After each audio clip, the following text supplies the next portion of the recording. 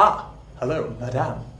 It has probably not escaped your notice, but you are a woman. And I think it's time that we have a romantic conversation. We would say things to each other, words mostly. I might throw in the occasional witty phrase.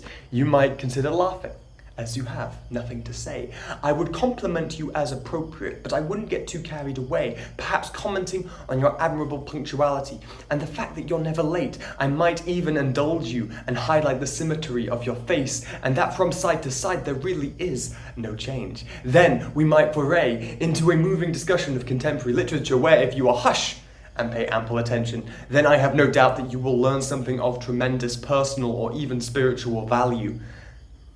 I see your mouth is open, dear, and that you do not know what to say. You are no doubt perturbed that such a rambunctious offer I would make. Ah yes, I know what you must be thinking. Have I gone mad and have I been drinking? But while you may not have always seen it in me, I have always been a man of deep feeling. And I have determined that the romantic disposition, although it may seem like folly when viewed through the nobler lens of wisdom, is something I am willing to consider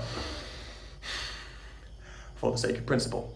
Of course, you need not thank me for stooping to consider you. I have read extensively on the subject of virtue, and now I'm willing to imagine us even as equals, regardless of what people might say. You look rather pale, dear. No doubt you fear this to be a dream. I am delighted to inform you that things are as they seem.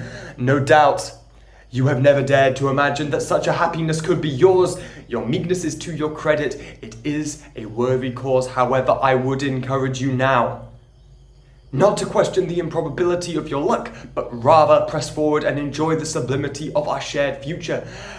Now, while I admire your diligent composure, please do not restrain any outburst of passion on my account. I understand matters of the heart, and I would not wish you to cause yourself any undue pain in any amount.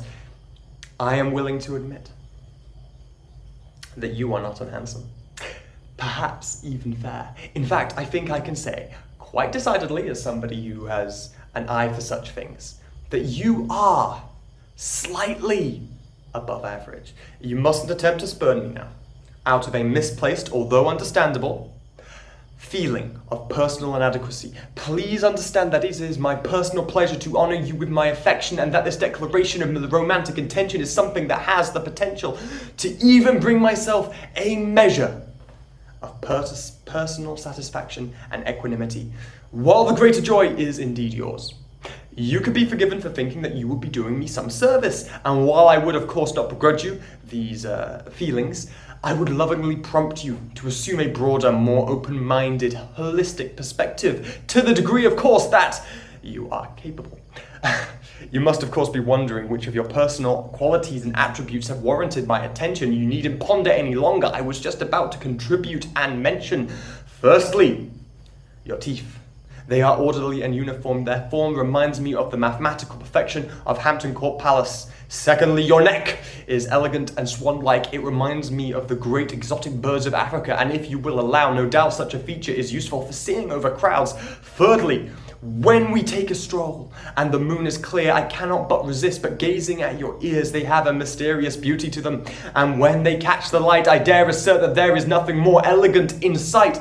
And finally, I must favorably impress upon you the impressive fragrance, something I consider an absolute necessity with those with whom I keep close company. Now, I will say goodbye and allow you some time to savor and reflect on our auspicious conversation and your good fortune. I look forward to our future talks. Perhaps next time we might go for a foray or walk, who can tell? Oh, I wish you the fondest of farewells. No need to thank me for my patience. I have enjoyed our little romantic conversation.